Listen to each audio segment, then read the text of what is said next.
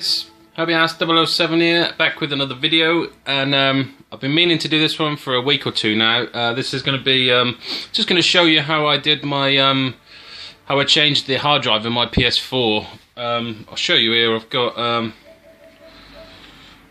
I changed it to 2 gig. I changed it to 2 terabytes. Sorry, I should say. You can see there. Free space. 1568 gig. So I will show you how to do it. First of all, you need a new hard drive and a thumbstick or USB stick or whatever you want to call it, of at least, I think it's a gig or whatever. The file's not that big, but it recommends to use one of at least a gig.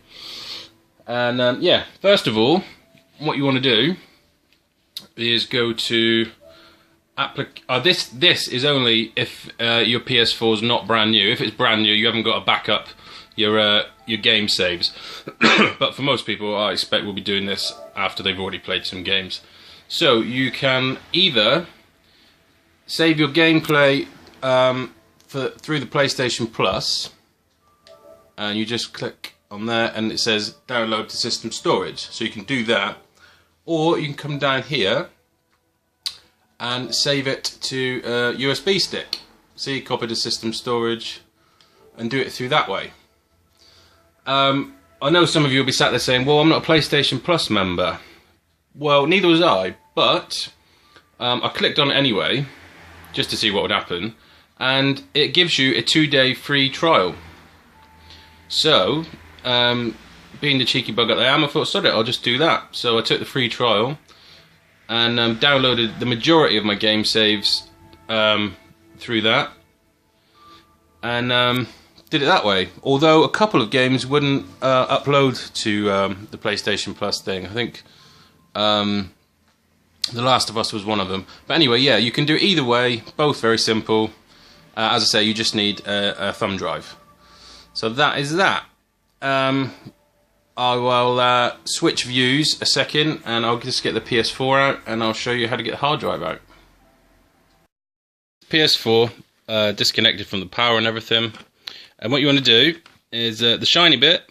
I've already done this because obviously I've got one hand holding the camera.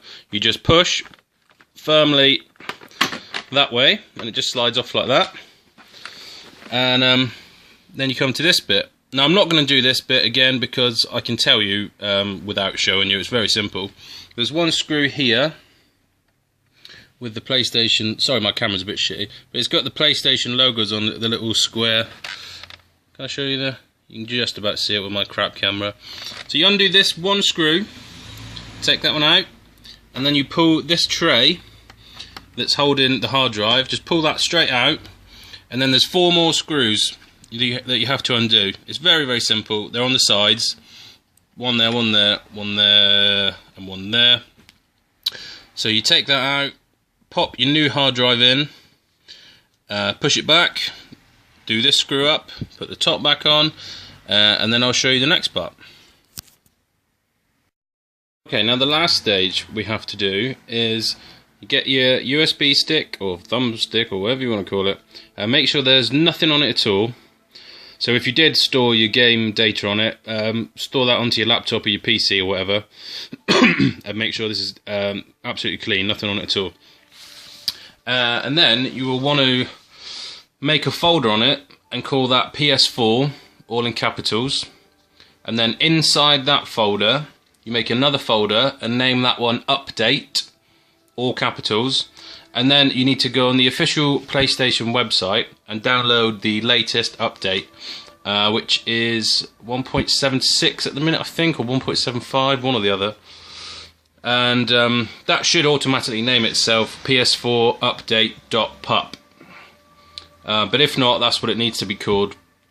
I'll put a link in the description just to, because it can be a little bit confusing, but yeah, so you should have a folder that says PS4, inside that another one that says Update, and then inside that should be the update named PS4 update.pup.